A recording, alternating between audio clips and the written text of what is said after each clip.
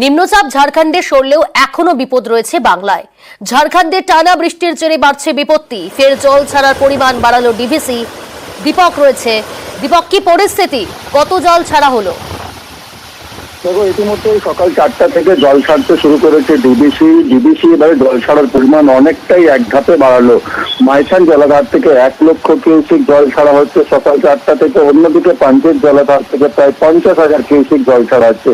মোট ডিবিসির এই 2 জলাধার থেকে 1.5 লক্ষ কিউসেক জল ছাড়া হয়েছে। ডিবিসি জানিয়েছে এই 2 জলাধারে মাইথানে এবং পঞ্চেতে 1 লাখ কিউসেক করে জল আসছে। তিলাইয়া, কোনার, তেনুঘাট থেকে যে জল ছাড়া হয়েছে সেই জল এসে জমা হবে মাইথান এবং পঞ্চায়েত জলাধারে। তাতে কিন্তু কিছুটা পরে বা সময় গড়ালে জল ছাড়ার পরিমাণ আরো বাড়াতে হবে। ডিবিসি জানিয়েছে কি যেভাবে জল ঢুকছে ডিবিসির এই 2 জলাধারে নিম্নচাপের ভারী বৃষ্টির যে এই জল যা আসছে সেই জল কিন্তু ছাড়বে ডিবিসি এবং রাজ্যকে জানিয়ে ডিবিসি ছাড়ছে জল। যেই পরিমাণ জল ছাড়ছে ডিবিসি তাতে কিন্তু দক্ষিণবঙ্গের বেশ কয়েকটা জেলা জলমগ্ন হতে শুরু করেছে এবং যেভাবে জল উদ্বেগ বাড়ছে আবারও গোটা বাংলা জুড়ে। অনেক ধন্যবাদ দীপক। নিম্নচাপ ঝাড়খণ্ডে সরলেও উত্তাল বঙ্গোপসাগর, তার মধ্যেই সুখবর ডায়মন্ড হারবারে। আপনাদের মনে থাকবে যে 33 জন মৎস্যজীবী সহ 2 ট্রলার নিখোঁজ। সেই নিখোঁজ ট্রলারের খোঁজ পাওয়া গিয়েছে। বিশ্বজিৎ রয়েছে, কি খবর রয়েছে বিশ্বজিৎ? যারা নিখোঁজ ছিলেন তাদেরকে প্রত্যেকের খোঁজ পাওয়া গিয়েছে কি?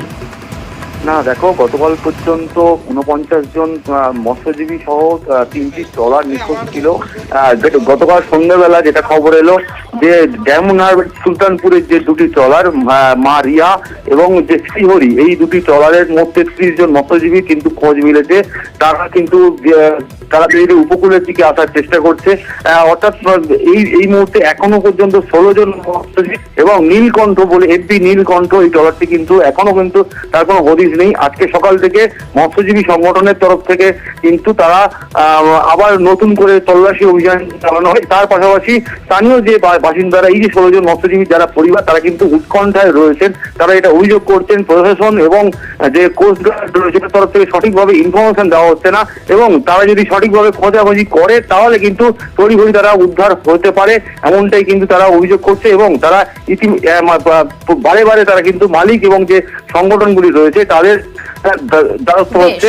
এবং এর পাশাপাশি এই মুহূর্তে কিন্তু সব কাকদ্বীপের যে 16টি মৎস্যজীবী পরিবার মৎস্যজীবীর পরিবার পরিজন না, কারণ এখনো নিখোঁজ কাকদ্বীপের একটি ট্রলার। অনেক ধন্যবাদ। কোস্টগার্ড যদি একটু সঠিক সহযোগিতা করতো তাহলে আমার বাবা কেন 16 জন ঠিকভাবে চলে আসতো, কিন্তু কোস্টগার্ড আমাদেরকে সঠিকভাবে ইনফরমেশন ঠিক দিচ্ছে না। আমরা খুব চিন্তায় আছি। আমার মা স্ট্রোক মতো হয়ে গেছে। আমরা সমস্ত 16 জন যে মৎস্যজীবী পরিবার আছে প্রত্যেকে খুব টেনশনের মধ্যে আছে। বৃষ্টি কমলেও ফের ধসের বিপদ, আবার বন্ধ বাংলা সিকিম লাইফলাইন। 10 নম্বর জাতীয় সড়কে নতুন করে ধস। সেতিঝোড়ায় তিস্তার গ্রাসে জাতীয় সড়কের একাংশ। পার্থপ্রতিম রয়েছে। পার্থপ্রতিম, আবারও বন্ধ হলো 10 নম্বর জাতীয় সড়ক, কি পরিস্থিতি? একেবারে দেখো, বৃষ্টি সেভাবে না হলেও নতুন করে ধস নয় কিন্তু বাংলা সিকিম লাইফলাইন যে 10 নম্বর জাতীয় সড়ক সম্পূর্ণভাবে বন্ধ রয়েছে। অর্থাৎ দুর্ভোগ কিন্তু আবারও বাড়লো। পুজোর আগে এই জাতীয় সংস্কার হবে কিনা তা নিয়ে কিন্তু চিন্তিত প্রশাসনিক কর্তারা। এবং বাংলা সিকিম যে লাইফলাইন 10 নম্বর জাতীয় সড়ক সেতিঝোড়ার কাছে জাতীয় সড়কের একটা বড় অংশ তিস্তাভর্গ চলে গেছে এবং তার দিকে কিন্তু যানবাহন চলাচল সম্পূর্ণভাবে বন্ধ রেখেছে কালিম্পং জেলা প্রশাসন। আবারও কিন্তু সেই ঘুরপথ অর্থাৎ শিলিগুড়ি থেকে সেবক গরুবাথান লাভা আলগাড়া হয়ে কালিম্পং, তারপরে আবার তিস্তা থেকে রংপুর হয়ে সিকিম বা শিলিগুড়ি থেকে কাশিয়ান ঘুমদুর বাংলো রাস্তা দিয়ে নেমে লামাহাটা তিস্তা হয়ে ঘুরপথে গাড়ি চলাচল করছে, যান চলাচল ঘুরপথে হচ্ছে। 10 নম্বর জাতীয় সড়ক বন্ধ রয়েছে। অনেক ধন্যবাদ পার্থপ্রতিম।